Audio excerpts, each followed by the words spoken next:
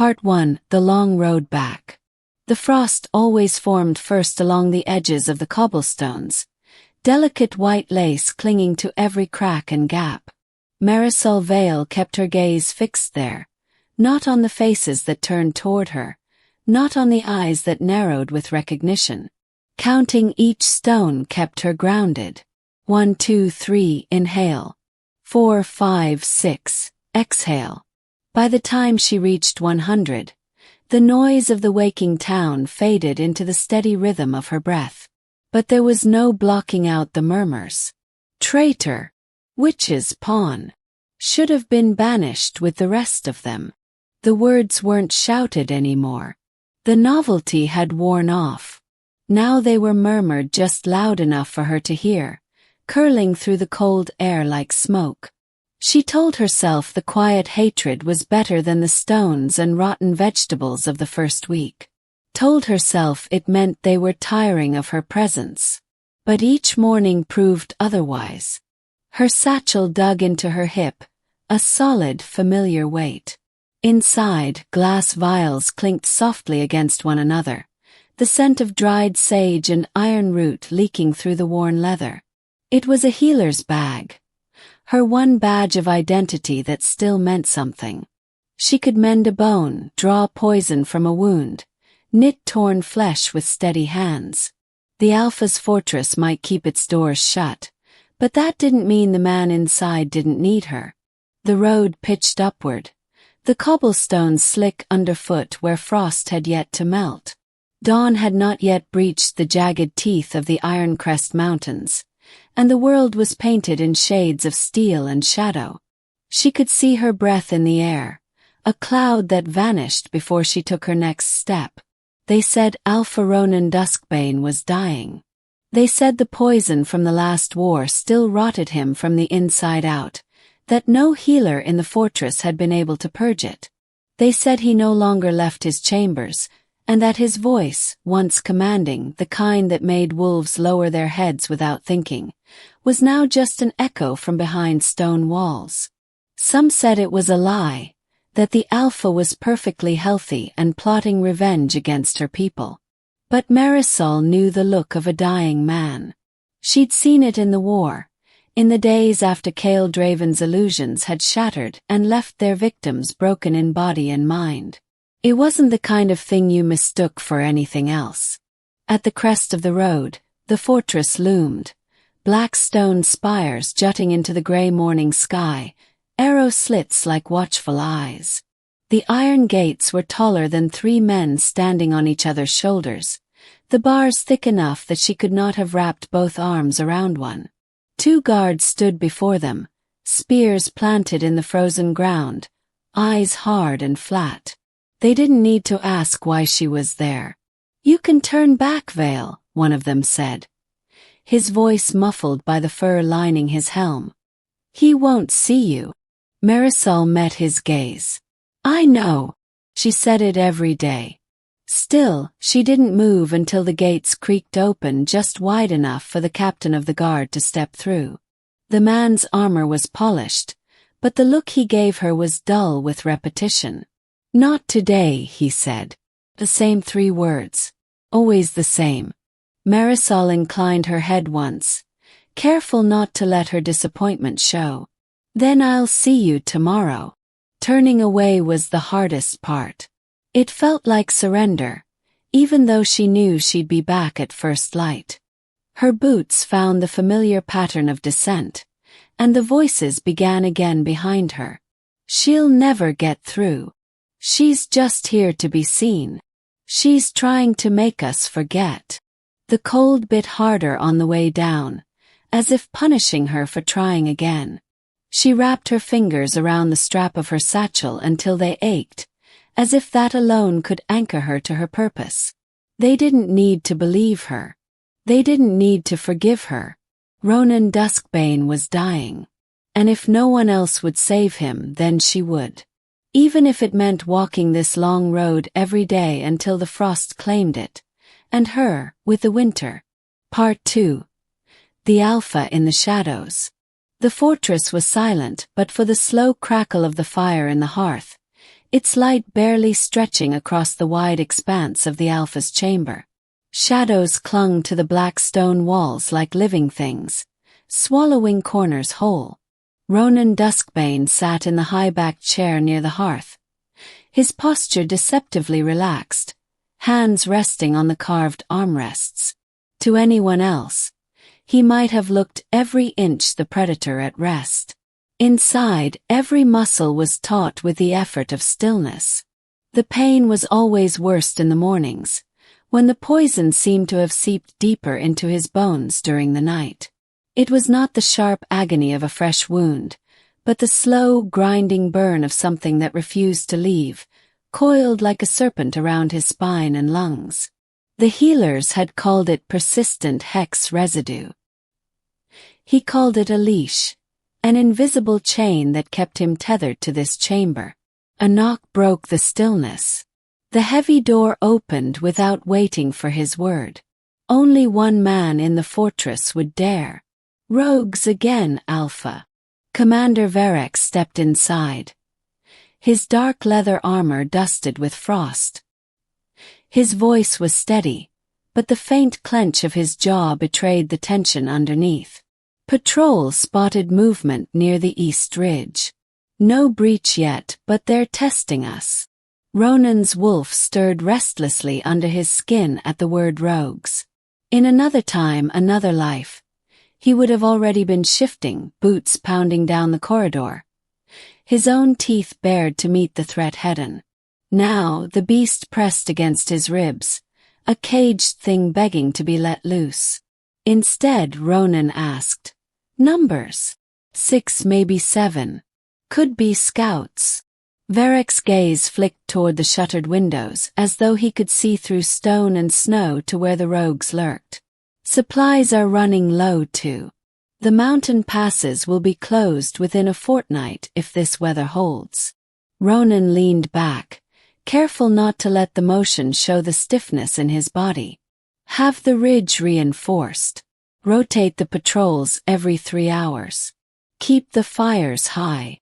Varek hesitated, shifting his weight. "The men, they're asking questions, Alpha. You haven't been seen beyond the fortress walls since the night the war ended." Ronan finished for him, his voice low. "I'm aware." He reached for the goblet at his side, the movement small but costing him more than he would admit. The wine was cold, untouched. Even its scent turned bitter in his mouth. The war had ended in blood and fire, and with it, the last of his strength. The enchanted blade had slid between his ribs with surgical precision, its magic burning through muscle, marrow, and soul. He had fought on until the enemy lay broken, but when the smoke cleared, he had collapsed, unable to draw breath without feeling the poison coil tighter. The healers had tried everything: poultices of moonroot, bloodletting under the full moon, runic circles carved into his very skin. Each attempt dulled the pain for a day, maybe 2, before it came back, hungrier. Now, sunlight was an unwelcome intrusion. It forced him to squint, to show the discomfort that was already too close to the surface. Better to stay in the dim candlelight, where shadows could hide the winces, the way his hands sometimes trembled when the venom surged. Varek's voice drew him back. "There's another matter, Alpha." Ronan didn't look up. "Speak." The outsider healer came again this morning. The name wasn't spoken, but Ronan felt the air change around it. His wolf stilled, ears pricked. Heat bloomed under his skin, not warmth but the familiar scalding flare of rage. Varek went on. "She stood at the gates for over an hour. Never said a word. Same as every day." "She's wasting her time," Ronan said, though the words came out harsher than he intended. "She has skill," Varek countered. "The men have seen her work before. And our healers," he trailed off, but the meaning was clear: they were losing ground. Every battle wound, every winter illness was one more straw on the pack's back. Ronan's gaze fixed on the fire, watching the flames curl and twist. Her family carried steel into our hall. Her family's blades cut down my men in their own home. I don't care what spells she claims bound them. A wolf knows the difference between loyalty and treachery. Varric didn't flinch. Maybe she's here to prove the difference. For a long moment, only the fire spoke, snapping against the logs. Then Ronan said, "Keep her out." Varric inclined his head, but not before Ronan caught the flicker of something in his eyes. Frustration perhaps, or pity. Both were unwelcome. When the door closed again, Ronan let his head fall back against the chair. His wolf prowled restlessly, claws raking at the edges of his mind. It wanted her scent, the truth of her presence. It wanted to see the healer who dared to face his gates day after day. He closed his eyes, willing the urge away. There was no place for her here. No place for her in his shadow. Part 3. The illusion of love. Before the war, Marisol Vale would have sworn on the moon itself that she'd met her fated mate. Cale Draven had arrived in their valley with the polished manners of a diplomat, and the kind of smile that made people lean closer without realizing it. His eyes were the color of molten gold, bright and molten like the last glimmer of sunset before the night took hold. They caught the light when he laughed, when he lowered his voice to speak just to her, when he listened as if her smallest thought was worth storing away. In those early days, she had believed every word, every look. He seemed fascinated by her work as a healer, asking about every herb, every tincture. He told her she was wasted tending fevers and stitching wounds in a mountain village when she could be standing beside him at councils, shaping the future of their people. He made her believe in that future, a bright, united alliance between her pack and the wolves of Ironcrest. And she had believed him because, in truth, she had wanted to. Only later did she learn what lay beneath that charm. Cale was no emissary. He was a warlock with magic steeped in shadow and blood. His weapon was not just the steel in his hand, but the illusions he wove into the minds of those who trusted him. He didn't force their obedience through pain. He made them want to follow him, made them see him as a friend, a leader, a savior. Her pack, her father, her sister, her closest friends, had fallen under his spell. So had she. It was Cale who convinced them that Ironcrest's Alpha Ronan Duskbane was plotting to crush their pack underfoot. Cale who whispered that they needed to strike first or be wiped out. And under his guidance, under his magic, they had done just that, marching under his banner straight to Ironcrest's gates. Marisol could still remember the sick twist in her stomach the night they broke the fortress defenses, the flames painting the sky. She had thought it was fear for her own life. In truth, it was her wolf howling against a betrayal she could not see for what it was. When the war ended, Cale Draven lay dead on the battlefield, cut down by Ronan himself. His magic broke with his last breath, vanishing like mist in sunlight. And with it went the illusions. She remembered the moment with an awful clarity, the world seeming to tilt, the sound of battle fading into a stunned silence inside her mind. Suddenly, she could see what they had done. The blood soaking the ground was not the enemies. It was Ironcrest's warriors, men and women who had been defending their home. The blackened stones and shattered gates were not symbols of victory. They were the ruin of an ally they had once honored. The grief that followed was complicated. Some of it was for the dead, hers and theirs. Some was for the trust her pack had lost in themselves. But some was for something smaller, sharper, and far more humiliating, the loss of the man she had believed she loved. 4 nights after, she had lain awake wondering which moments between them had been real. Had his hand really lingered at her back that way? Had his laughter been genuine when she teased him about his overly polished boots? Had any of the words he whispered to her under the stars been anything but calculated manipulation? The worst question was one she never voiced aloud: whether some part of her love for him had survived the breaking of the spell. She told herself it was impossible, that she despised him now, that the memory of his smile made her sick. But sometimes when sleep was slow to come, she would dream of him again, not the warlock, not the traitor, but the man she had thought he was. And in those dreams she felt the same rush in her chest, the same warmth in her belly. When she woke, the feeling curdled into guilt. The others in her pack tried to bury the past, but she could not. Their name would always be tied to the attack on Ironcrest. And she knew that no matter what excuse they offered, that they had been under a warlock's thrall, it wouldn't matter to those who had lost family in the flames. It certainly wouldn't matter to Alpha Ronan Duskbane. That was the truth she carried now, up the frost-slick road to his fortress every morning. Kael Draven had left her with ashes in her hands and a bloodstain on her name. And if there was any way to atone for that, it began behind those gates. Even if Ronan never let her pass the threshold, she would keep coming. Part 4, a volunteer no one asked for. The news came on a wind that smelled of snow and smoke.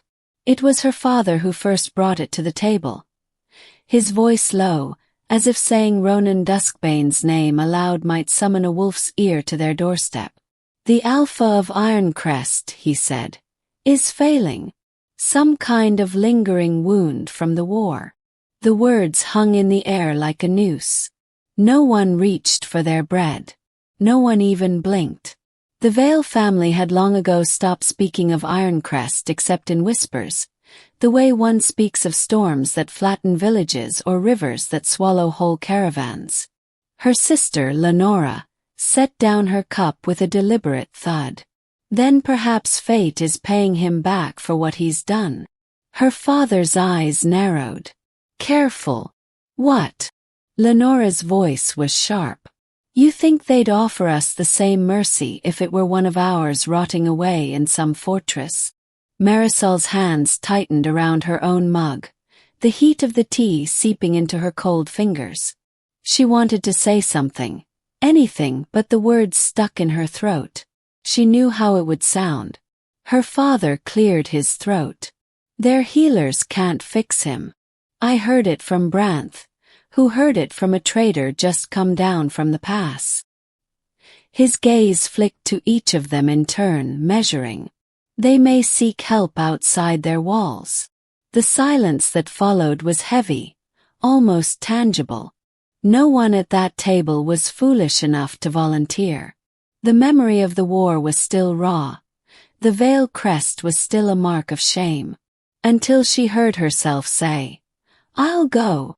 It was almost a reflex, like pulling her hand back from a flame.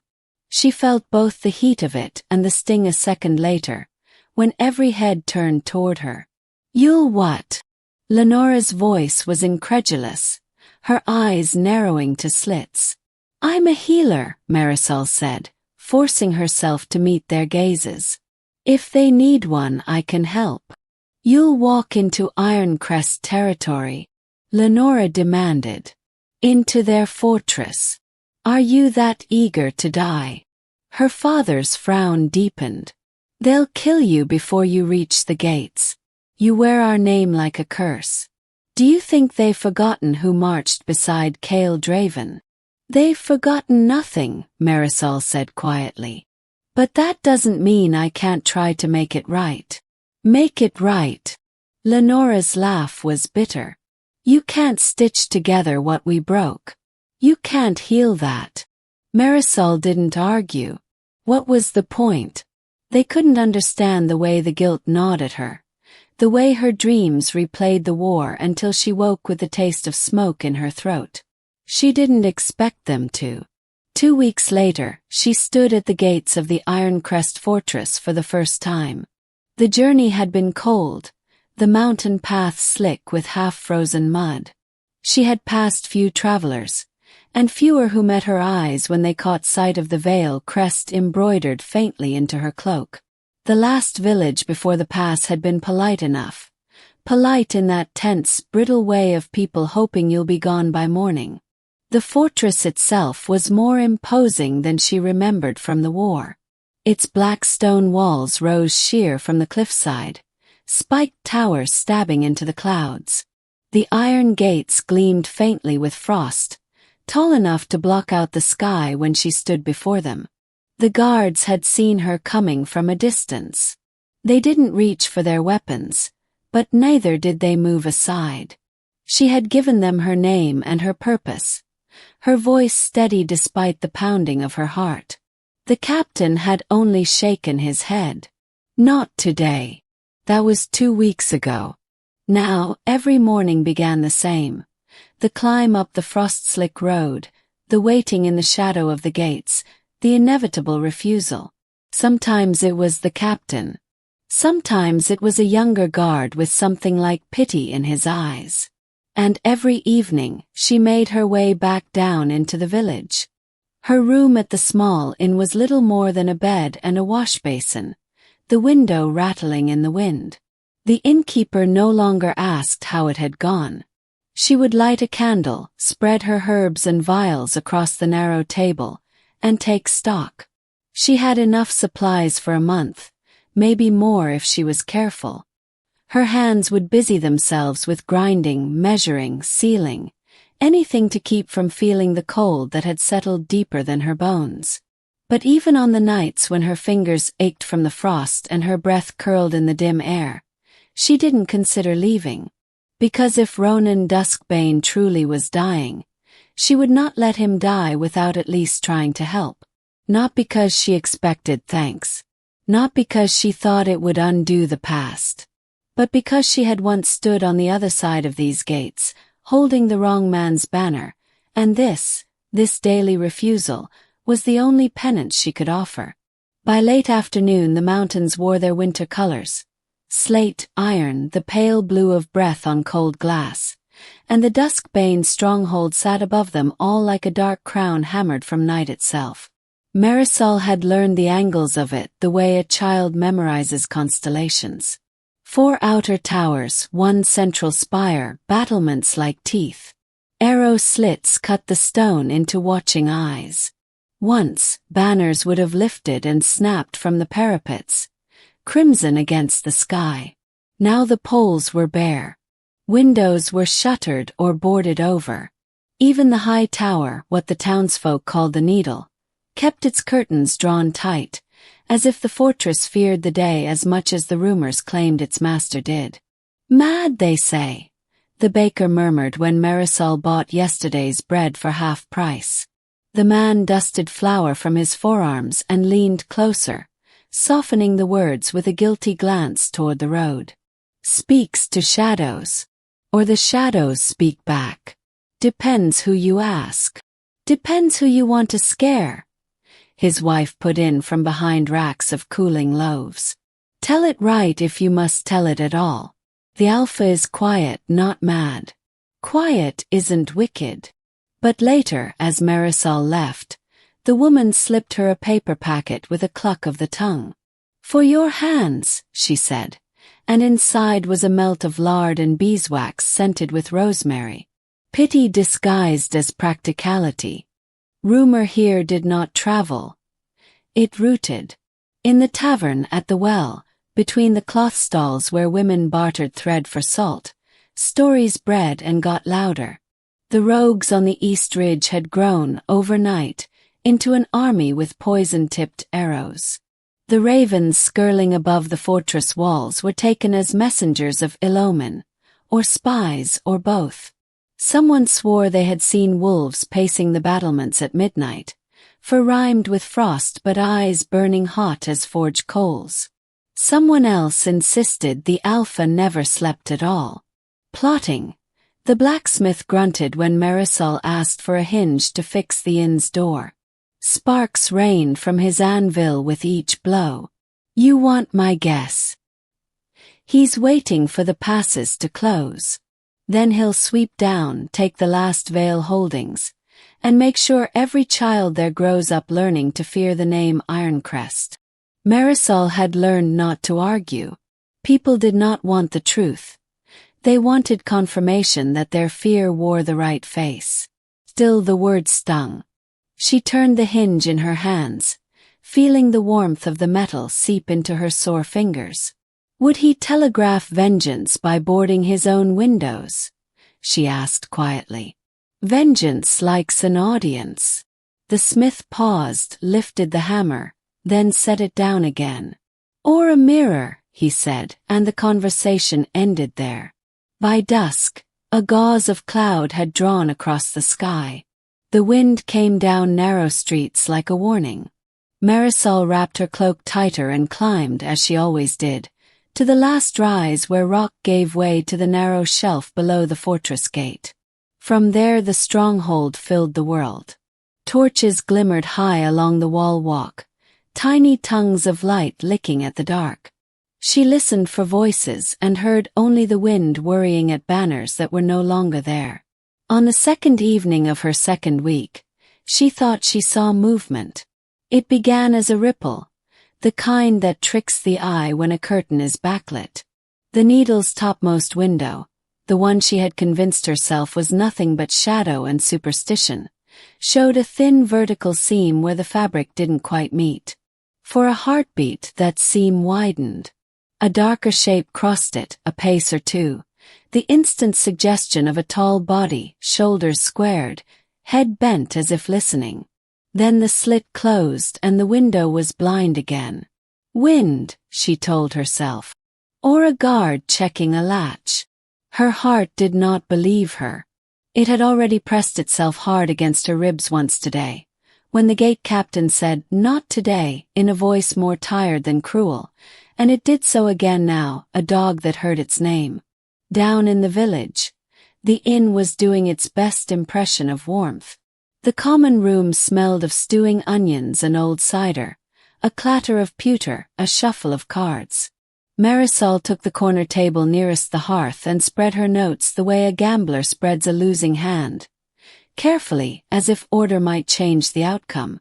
Dosage adjustments for moonroot. Ratios for iron bark and feverfew. A sketch of the rune of untwisting, copied from a treatise she'd memorized and then pretended not to own. She had begun, without meaning to, a map of the fortress too. Gates, sightlines where the guards changed at dawn and dusk. "You draw like you're going to use it," said a voice. The innkeeper's boy, Tomas, all knees and old boots, leaned on the mop and studied her papers with the avid curiosity of the underfed. "Mama says you're a good witch," he added, then winced, as if the word might bite him. "Sorry. Healer." "Both are just words," Marisol said, and offered him a smile. "What do you see when you look up there?" He followed her gaze to the window where the fortress cut the night into neat rectangles. "A story," he said promptly. "Sometimes the good kind. Sometimes the monster kind." He shifted, embarrassed. "Sometimes I think I hear singing late. Not from the tavern. From there." He pointed higher toward the needle. "Singing," she repeated, half teasing to cover the way her skin prickled. "Not words I know," he said. "Like humming inside your bones." He shrugged. "Could be the wind. Mama says the mountain talks when it's going to snow." When he left, she tucked the rune of untwisting farther under her notes. Humming in the bones. The kind of thing poison could do. The kind of thing a wounded magic might make, searching for a place to settle. The fortress swallowed questions the way winter swallowed the path to the pass. Men came down from the walls to trade for salt pork and lamp oil, their leather stiff with frost and their faces as closed as the boarded windows above. The quartermaster took delivery of an extra cart of torches on market day and did not haggle, which meant the need was real. The apothecary's boy mentioned in a whisper that the Ironcrest healers had come in quiet, buying winterbloom sap and thistle honey and a coil of copper wire. Copper for containment. Containment for what? They'll not tell you, the apothecary said when she pressed. They barely told me what to fetch. On the fourth morning, a priestess of the moon stopped in the square, silver bracelets chiming, and offered blessings for travelers and crops. When Marisol bowed her head, the woman's gaze snagged on the faint scar along Marisol's temple, the one she'd earned the night the spell had broken. Yours is a vow cut, the priestess said, not unkindly. Made with a sharp thing and a promise. The kind that bleeds forward. Marisol's mouth went dry. Does it heal? All wounds heal, the priestess said. Some heal into doors. She tipped her head toward the fortress. If you knock long enough, some doors open. If they do not, sometimes it is because what's behind them is not ready to be seen. She pressed a small disc into Marisol's palm, cold metal, etched with the crescent. When you are afraid, remember what you loved first. What if I loved wrongly? The question leapt out before Marisol could catch it. Then you learned what it costs, the priestess said, and walked on, bells chiming like frost. That evening the wind changed. It swept down from the high snowfields carrying a smell Marisol knew too well. Ozone, pine resin, the iron tang of old blood. Wolves would be ranging for cover. Men would be lighting more fires. The fortress torches flared in answer, dots of gold stitched along the wall. And there, that seam again in the needle's curtain. A breath of movement. Shadow pacing. Not wind. Not this time.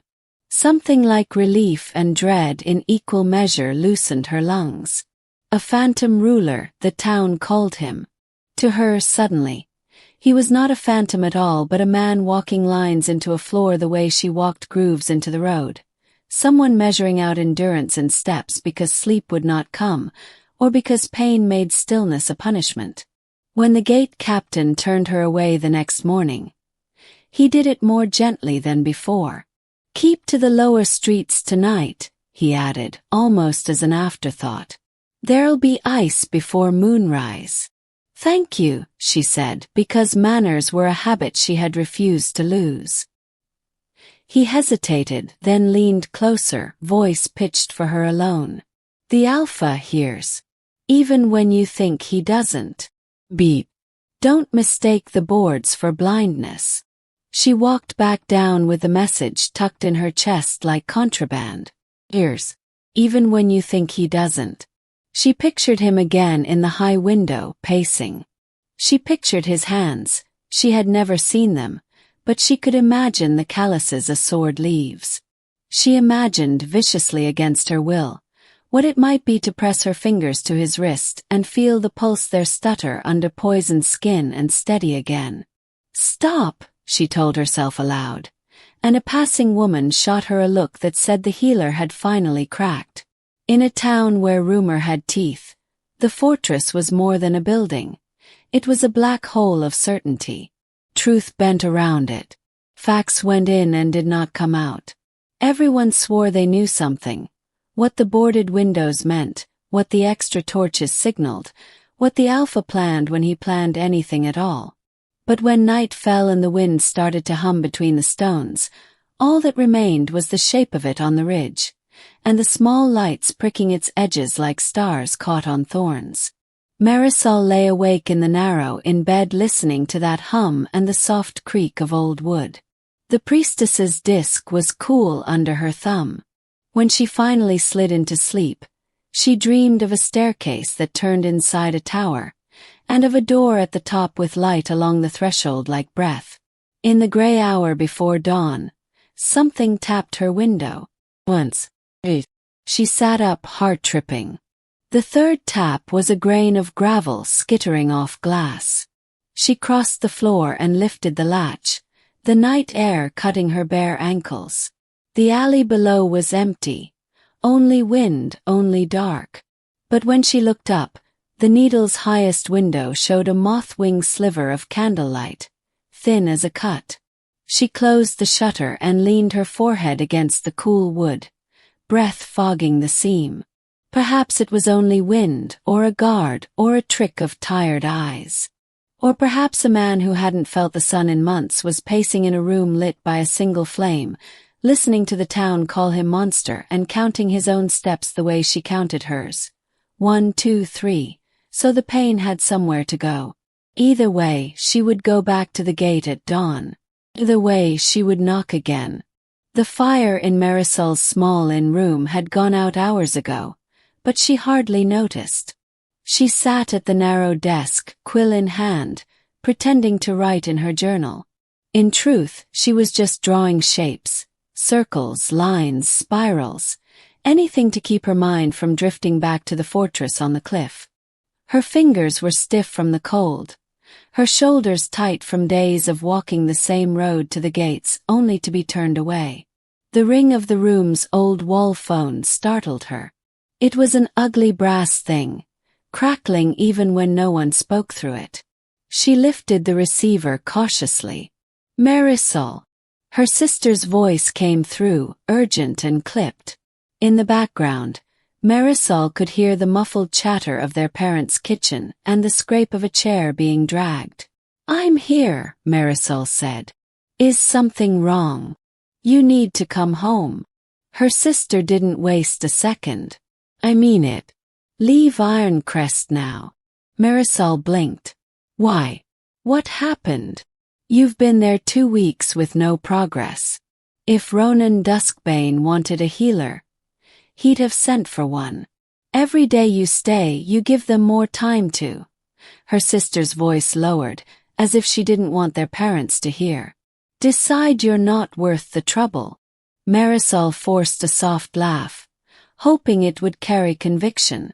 "They're not hostile, just cautious." "That's not what I've heard." Of course it wasn't. News traveled fast between packs when it was bad, and no story was worse than the war.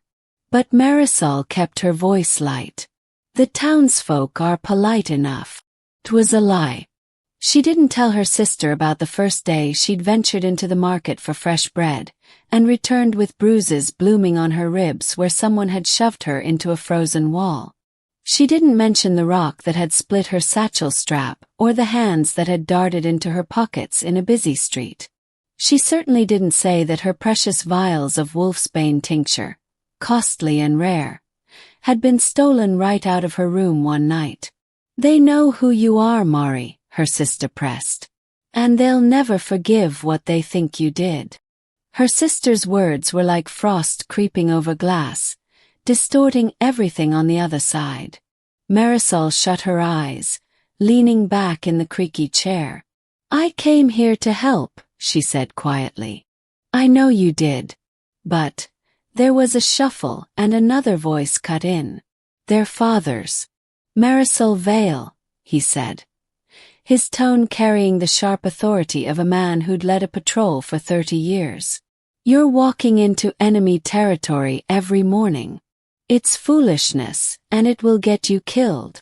Marisol gripped the receiver tighter. "Then let it. But not before I try." Silence crackled down the line. Finally, her father exhaled a slow, disappointed breath. "Your stubbornness will be the end of you." She smiled faintly. "You've been saying that since I was 12. Another silence. She could picture him rubbing a hand over his face, the way he did when he'd lost an argument but wouldn't admit it. Then came the click of the phone being set down, and her sister's voice again, softer now. "Please, Mari. Just come home." Marisol swallowed hard. "Not yet." After she hung up, the quiet of the room felt heavier. She rose, crossing to the window. Outside, snow fell in hesitant, drifting flakes, softening the jagged outlines of the Ironcrest streets. Somewhere beyond the town's crooked rooftops, the fortress loomed, dark, silent, and impossibly far away. She rested her forehead against the glass, watching her own breath bloom and fade against it. Every morning, the gates opened just enough for her to see the gleam of armor, the shadows of the guards, and the cold set of their jaws before they turned her away. And every evening she returned here, frost clinging to her cloak, her satchel a little lighter than the day before. Marisol thought of the man in the tallest tower, whether it was Ronan Duskbane himself or just another shadow she'd imagined. Rumors said he was dying. Rumors also said he was planning the annihilation of her family's pack. She didn't know which to believe. But she knew one thing. If she left now, she'd never forgive herself for not finding out the truth. And so, with the echo of her family's warnings still sharp in her ears, she crossed to her desk, picked up her quill, and began preparing tomorrow's list of herbs. Because tomorrow she would walk that road again. By mid-morning the hearth in the Alpha's chamber had burned down to a bed of red coals. Ronan preferred it that way. Flames made the walls jump and shift. Embers kept their counsel. He sat with one forearm braced along the carved armrest, the other hand curled around a goblet he hadn't lifted. The room smelled of smoke and iron, and the faint, clean bite of winter swept in on every draught. A knock, 2 short raps, 1 long, tapped the rhythm of permission. Only Varric used that pattern. "Enter," Ronan said. The door swung wide. Commander Varric strode in without ceremony, frost still rhyming the edges of his leather. The man's presence always filled a room without crowding it, a steadiness Ronan had relied on since they were boys training under the same unforgiving tutor. "Report," Ronan prompted. 3 patrols rotated off the east ridge, Varric said, dropping a rolled map on the table and pinning its corners with daggers. "Tracks in the snow, light feet, quick. Scouts more than soldiers. But the scouts are learning our timing. We need fresh men on the 3rd bell." Ronan nodded once. The motion tugged something dark and electric along his ribs. He ignored it. "And," Varric continued, "we're thin in the infirmary." Ronan's jaw tightened. "Thin how?" "Thin as in outnumbered," Varric said flatly. "Winter fevers in the lower quarters." A smith crushed his hand under a fallen anvil. "A child with a twisted lung." His mouth thinned. "Brianna hasn't slept in 2 days. The apprentices can set splints and stitch cuts, but the poison cases." He left the rest unsaid. The fortress had a word for the lingering venom that clung to those caught in the old war's magic. They called it shadow burn. It did not always kill quickly. That was, in some ways, worse. Ronan set the goblet down without tasting it. "Rotate the apprentices. Give Brianna 4 hours. Lock down the lower ward." Varric didn't move. He stood at parade rest, hands clasped behind him. He looked, Ronan thought, like a man about to place a stone in a balance and see which way it tipped.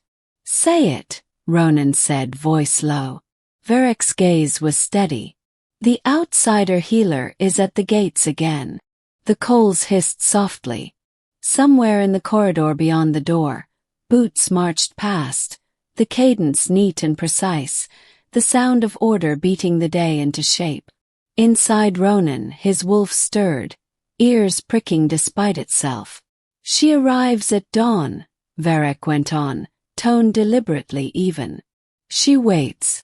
She doesn't harry the guards. She doesn't speak unless spoken to.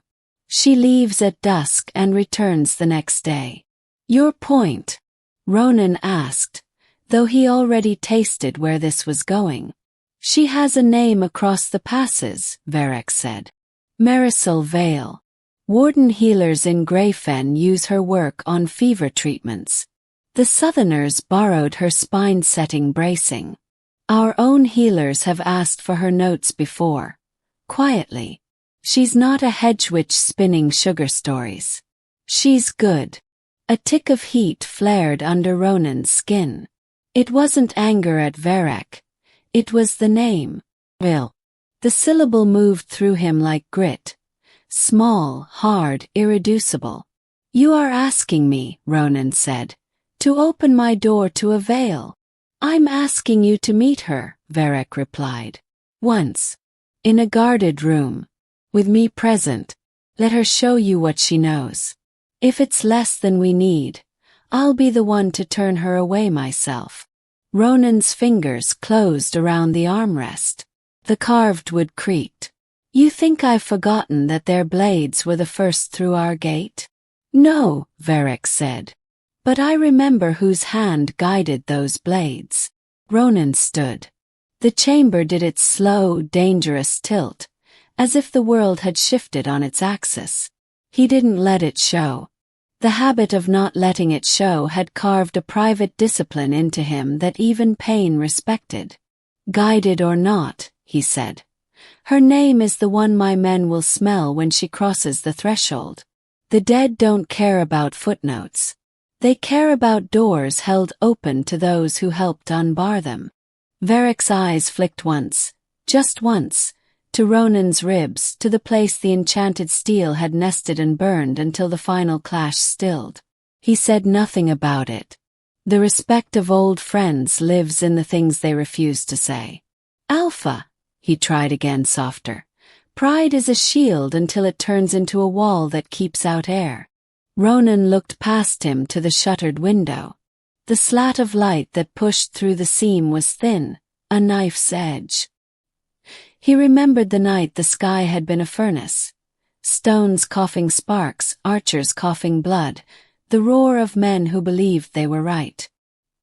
He remembered the first wolf who fell at the gate, an old veteran named Corlin who laughed like thunder when it rained. He remembered the second, a 19-year-old who carved his sweetheart's name into his saddle. He remembered the boy who tripped on his own spear and died apologizing for the scuff in the floor. He remembered the smell, wet iron, burning pitch, the bitter sweetness of magic as Kael Draven's illusions thickened the air until even seasoned warriors swung at ghosts. And he remembered looking up through the smoke to the walkway and seeing, clearer than any hallucination, a veil crest snapping in the blood-hot wind. Your men, he said, each word measured, will not carry a stretcher past our memorial wall with a veil walking behind it. Not while I breathe. Varric didn't wince. He didn't look away. Your men, he said, need someone who can tell poison where to go. So do the children in the lower quarter. So do the guards who don't say when their lungs burn because they see you hide your own breath. Ronan's wolf raked a claw down his spine at that, not from fury but from the indecency of truth. He felt the prickle of the beast's attention turn, the way it sometimes did, toward the faintest threads of scent that found their way even here. Pine pitch from the wall walk, tallow smoke from the kitchens, a winter-clean note he didn't have a name for. He did not want to think it might be the healers, carried in on guards' cloaks from where she waited. What do the healers say? He asked, voice finally even. That they're drowning politely, Varric said. And that drowning politely is still drowning. Ronan breathed in through his nose, out through his teeth. He could feel the shape of the decision waiting, its edges bright and cold. There was, beneath the anger, another calculus, the one that watched supply ledgers and counted arrowheads and noted the distance between a patrol post and the nearest sheltered tree. The one that knew the pack's strength was not a roar but a braid of smaller strands. Discipline, food, medicine, morale. If your fear, Varric said into the silence, is that letting her in spits on our dead, then hear me. The dead gain nothing from our stubbornness. The living may gain breath. He paused, then added, and if your fear is that letting her in makes you look weak, then it makes you look exactly as you are, a leader who cares more about his people than his pride. Careful, Ronan warned. The word held no heat. It held warning only because Varric was walking close to Line's men did not cross with Alphas unless they wished to be banished or bled. Varric inclined his head. Acknowledgement without apology. I'll arrange a room, he said, trying for compromise. Guarded. No weapons. Table between you. You can send her away after 5 minutes if she says a word you don't like. But see for yourself. Ronan's mouth twisted. For a heartbeat he saw it as Varek did. Simple as a gate half open, an experiment requiring only 5 minutes of pain and the discipline to hold his face when her name breathed against stone. Then the other picture rose up again. The memorial wall, the list of names his hand had carved letter by letter until his knuckles bled because he refused a chisel's mercy. And in that picture, a veil stepping across his threshold. He shook his head once. No. Varek's shoulders went very still. In the quiet, the coals cracked like a knuckle. No, Ronan repeated, because Varek deserved clarity. Keep her out. Something like disappointment passed over the commander's face, the quick shadow of it gone as soon as it came.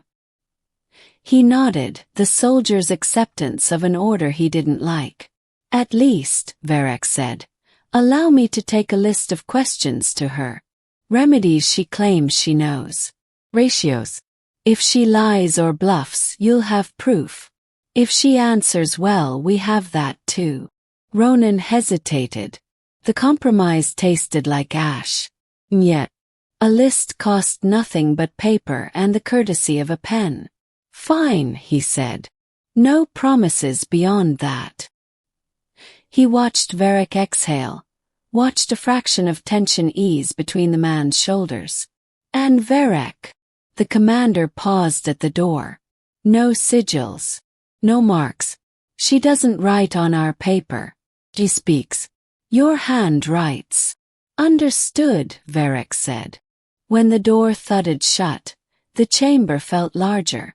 Ronan stood for a time with one palm braced against the mantel, letting the cold of the stone leach heat from his skin.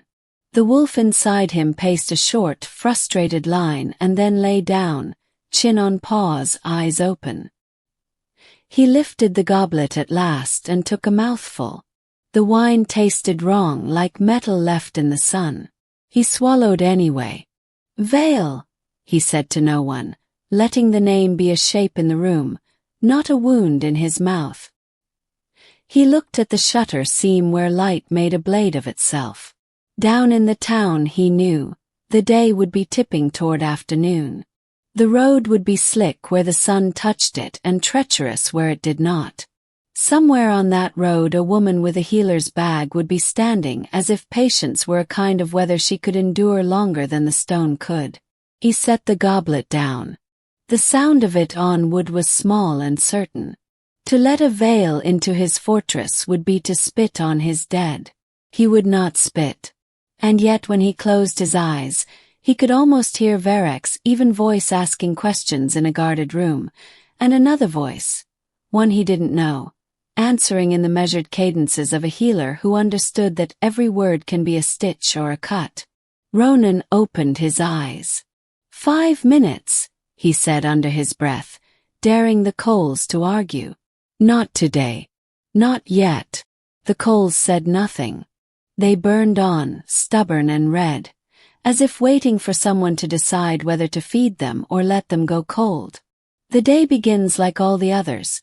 Marisol rising before dawn, her fingers stiff from the cold as she wraps them around her healer's satchel and begins the long uphill climb. Frost clings to the cobblestones in pale lacework, and the sky is a deep bruise of purple and gray. She expects another silent rejection at the fortress gates. But halfway up the hill she hears it, shouts, hurried, alarmed. The great iron gates of the Duskbane stronghold stand ajar for the first time since she arrived. Between them, a young warrior stumbles into view. His armor is splashed crimson, his right arm dangling uselessly at his side. Blood seeps through the plates at his ribs, each breath a ragged gasp.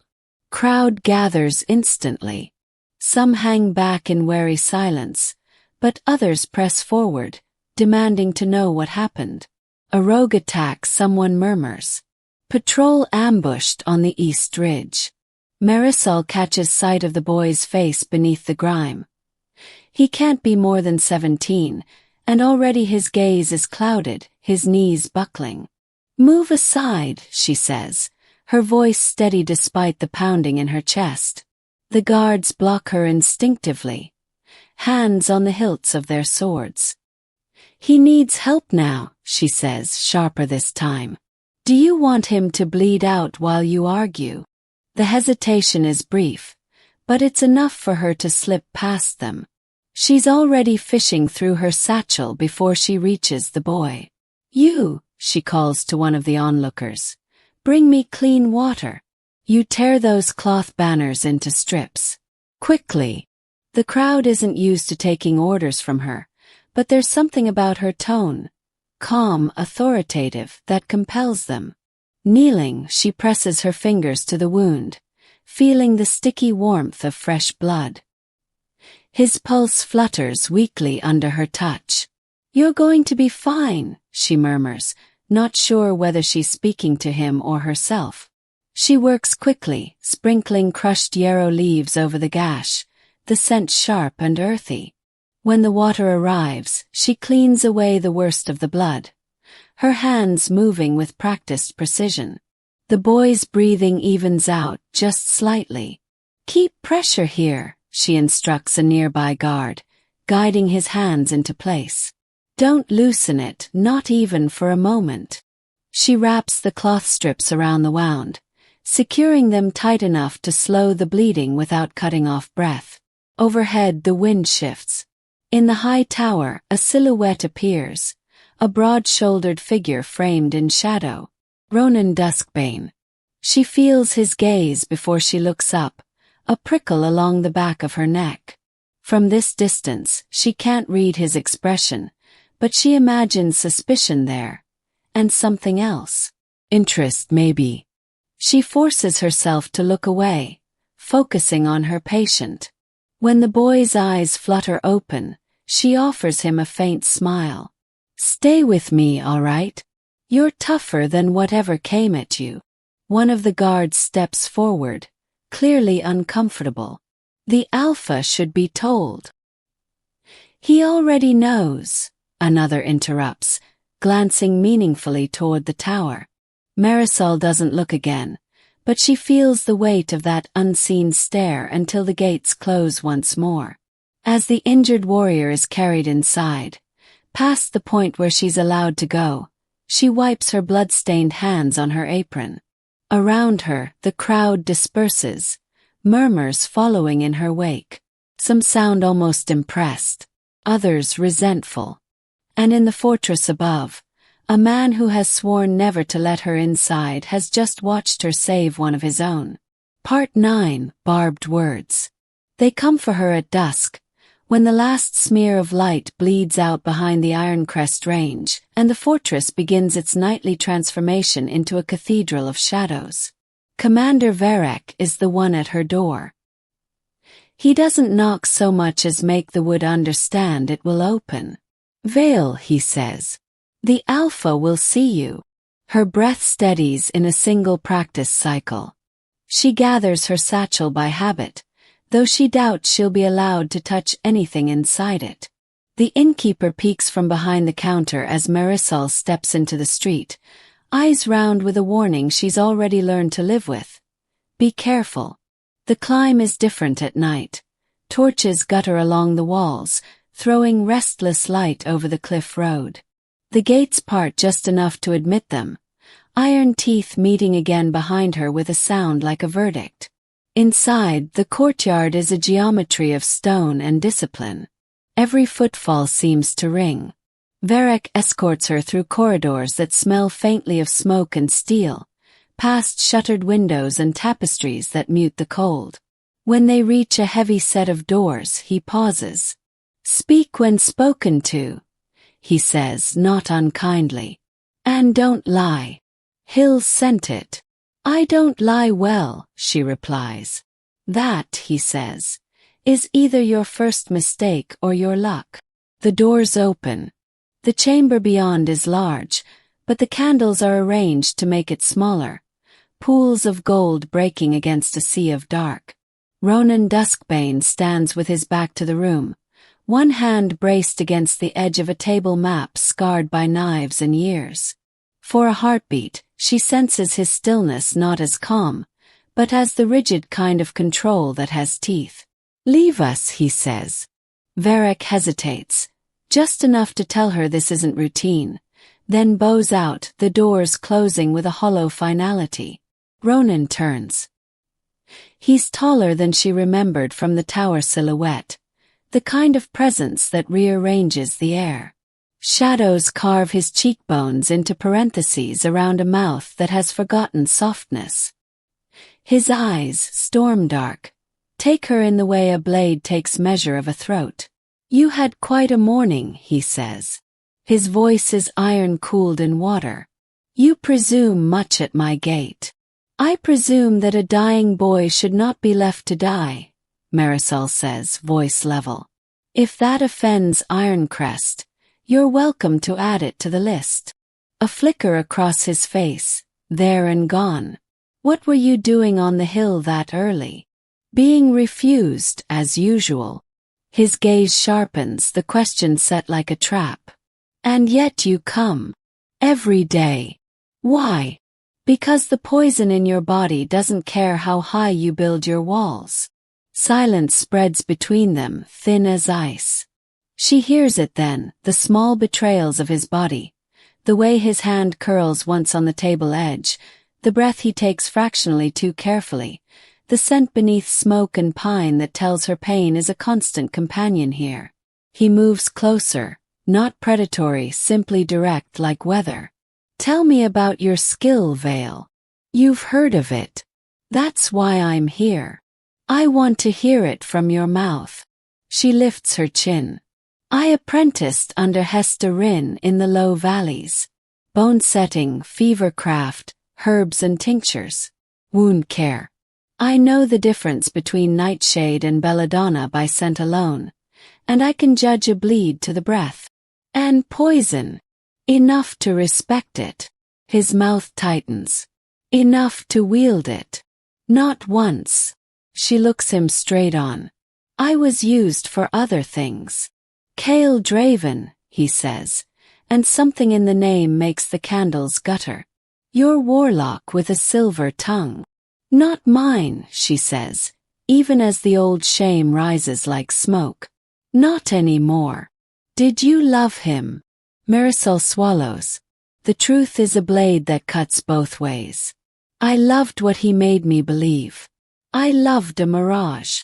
And now you ask me to believe that the desert didn't teach you how to conjure heat," he says softly. "You expect me to open my fortress to the hand that opened my gates for him." "I didn't open your gates," she says. "But I didn't see him for what he was. If you want someone to hate for that, I volunteer." His eyes narrow, studying not her words but the pulse beneath them. He circles once, never turning his back, a wolf's habit human worn. "Suppose I let you in. Suppose I sit here and let a veil lay hands on me. What keeps you from finishing what your pack began?" "My pack didn't begin it," she says. "We were puppets pulled by a pretty string. But I'll answer your question. Nothing keeps me from it. I could hurt you a dozen ways between now and your next breath." The admission claps between them like thunder. His shoulders square. The room draws a little tighter. She holds his gaze. "And yet I'm not. Trust is not the same as helplessness, Alpha. You don't have to give me the first to test the second." "Test how?" "Bind my wrists if it makes you easier," she says, and her voice doesn't shake even though her palms go damp. "Post guards, keep Varric in the room, chain my satchel to a table. Make me taste anything I give you. Hate me while I work. None of that will change the fact you cannot afford to die." A breath moves through him. It carries something like heat and ends cold. "You're bold." "I'm tired," she corrects gently. "And I want to make amends before the mountain takes you." He steps closer, until she can count the pale scars fanning from his collar into shadow. Say you're not lying, he murmurs. Say the blade that felled me still burns. Name it. Not by brand, she says. By body. Your pupils catch light too slowly. Your breath goes shallow when you turn. There's a tremor in the right hand, worse when you're still. If you were stabbed by an ordinary edge, those would have faded. This isn't a wound. It's an occupation. Enchantment, he says. Residue, she counters. Not the spell itself, not anymore. You're fighting the echo. And you can silence an echo. I can try. He studies her for a long moment, long enough for the candles to sigh and the stone to remember winter. You speak as if you owe me success. I owe the dead my effort, she says. Yours and mine. Something in his face falters then, the smallest hairline fracture in a mask of iron. Seals just as quickly. If I find a lie in your work, he says, I'll end you myself. Fair, she says. A corner of his mouth tilts, not a smile so much as the ghost of one that died and still haunts the place it loved. You don't beg, Vale. I begged once, she says. It didn't save anyone. The doors open without sound. Varek waits in the threshold, reading the room like an old scar reads weather. Commander, Ronan says without looking away from her. Draw up terms. She will be permitted to examine the blade that pierced me and the clothes I wore that night. She does not take a step unescorted. She does not eat or drink in these halls unless it comes from your hand or mine. Varek nods. And her price?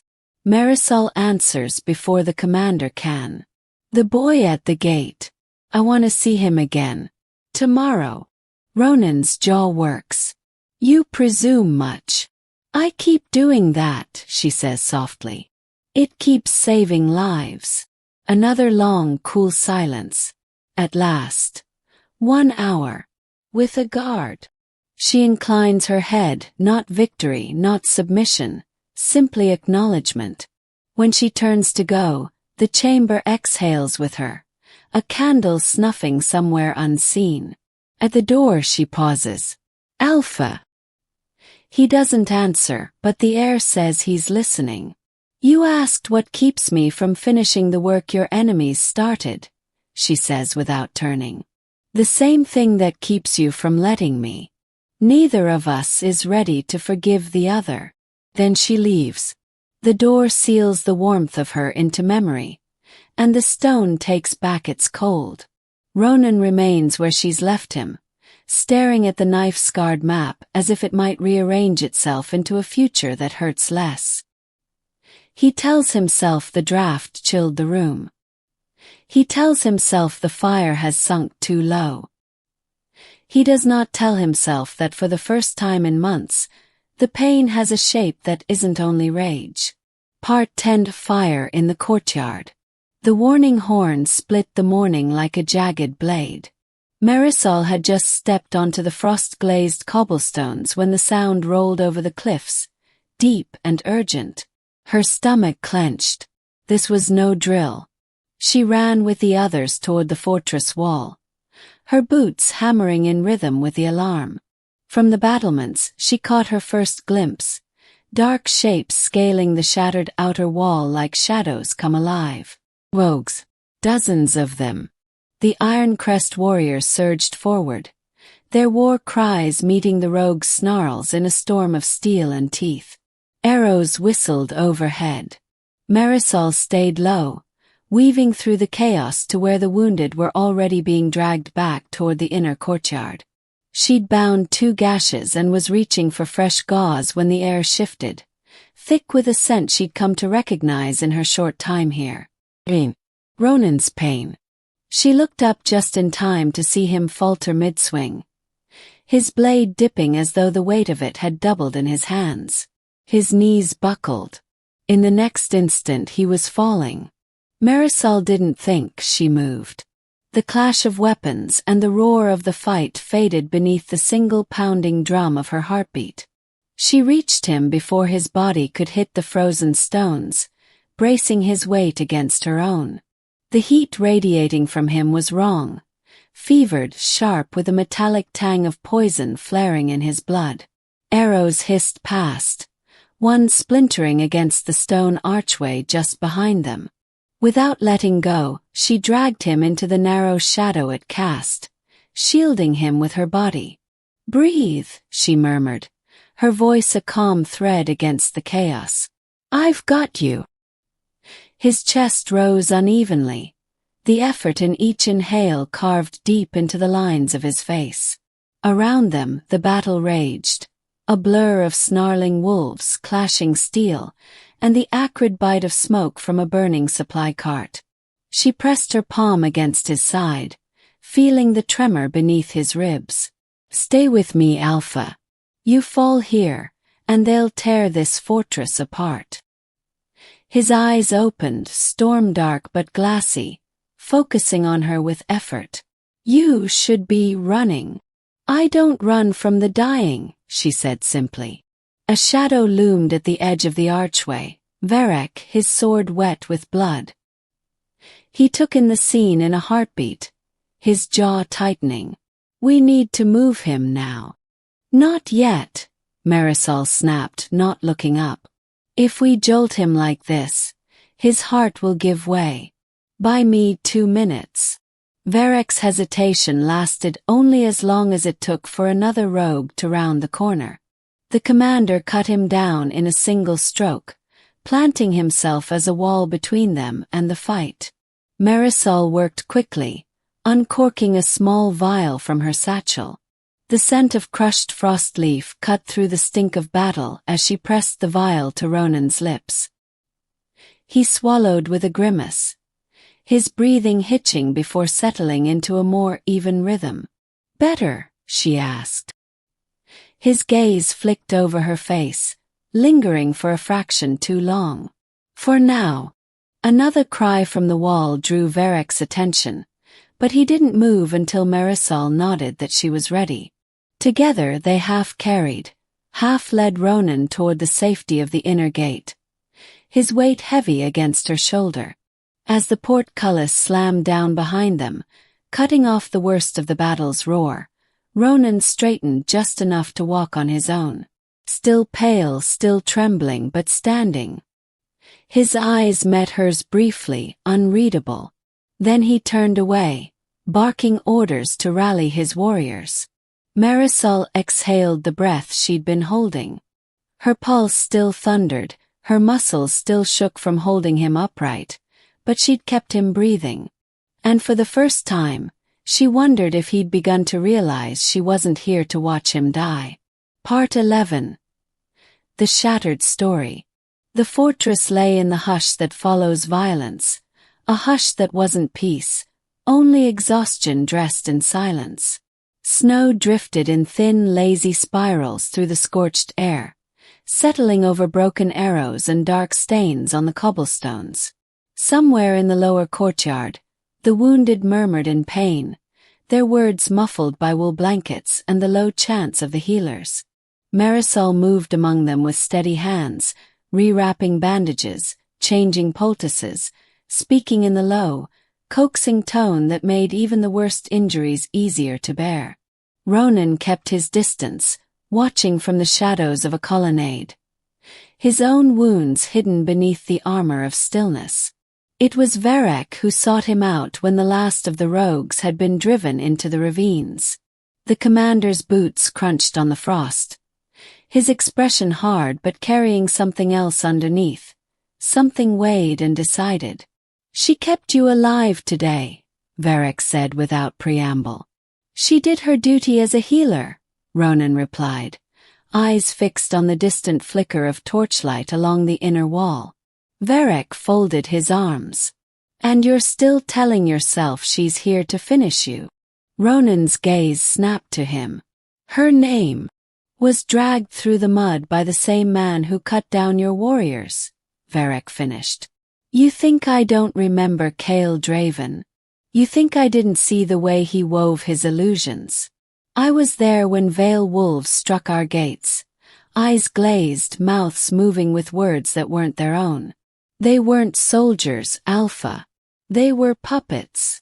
The memory rose unbidden, the flicker in the eyes of the attackers, the way their movements stuttered like marionettes tangled in their own strings. He remembered cutting down a man whose face was blank even as the blood poured from him. She was his, Ronan said, but his voice lacked its usual blade edge. She was his victim, Varric countered. Just like the rest of her pack.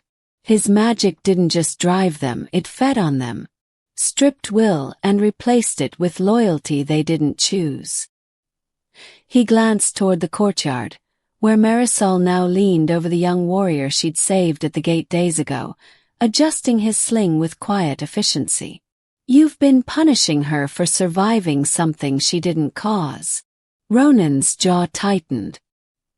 He wanted to say that survival didn't erase the graves, that the dead still lay cold no matter the strings that had moved the hands that killed them.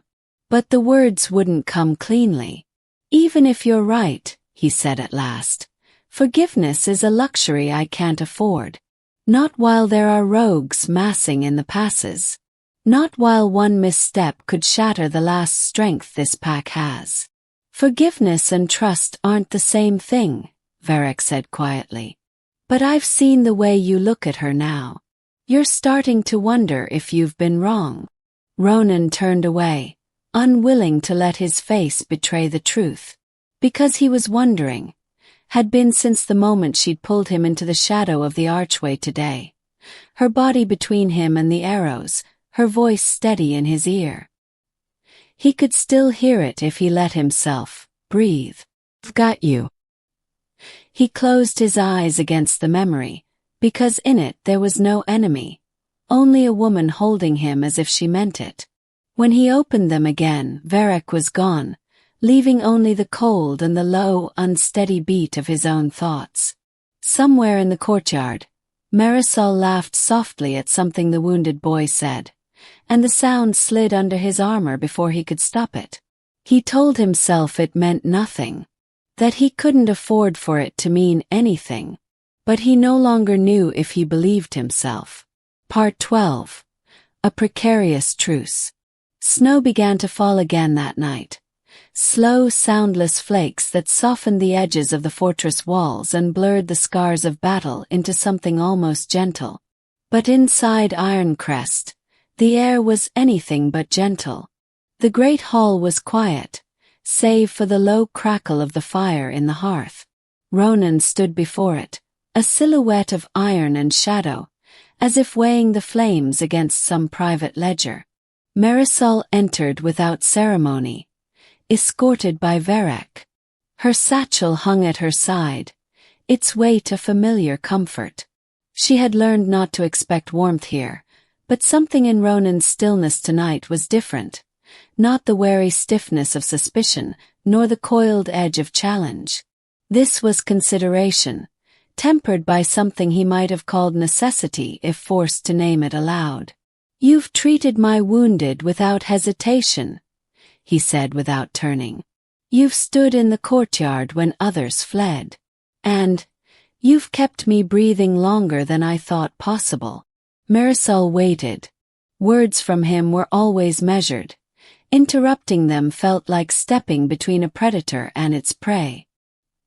He turned at last, the firelight catching in the pale threads of old scars at his throat. "The rogues will come again. The poison in me isn't gone. And my pack can't afford weakness, mine or theirs." "I know," she said softly. Ronan's gaze held hers, searching for something she didn't flinch from showing. At last he said, "You may remain in Ironcrest, as my healer." It was not an embrace, not even a welcome, but it was the loosening of a gate's lock, the smallest admission that she might belong here in some form. Marisol inclined her head, accepting without pretending it was more than it was. "On one condition," she said. His brow arched. "You're not in a position to name them." "Then call it a request," she replied. "If you fall again, if the poison takes hold in battle, I don't want the guards hesitating to let me near you." He didn't answer immediately, but something in his expression shifted, just enough to suggest he remembered the shadow of the archway, her body between him and the arrow fire. "Agreed," he said at last. The moment hung between them, fragile as spun glass. Not friendship, not trust, but a bridge, narrow and untested, reaching across a gulf neither had thought crossable. Varek, wisely silent until now, stepped forward. "I'll see to her quarters inside the keep." Ronan nodded once, then dismissed them both with a glance. As Marisol stepped into the courtyard, snowflakes landed in her hair, melting into cool beads that slid against her skin. She looked up at the dark towers, the shuttered windows, the high battlements where watchfires burned against the night. Somewhere beyond those walls, enemies circled like wolves in winter. Inside them she had been given a place, not safe, not certain, but real. And as the snow drifted down, settling on stone and steel alike, she wondered if this first step was toward saving more than just the Alpha's life. It might be the first step toward saving them both.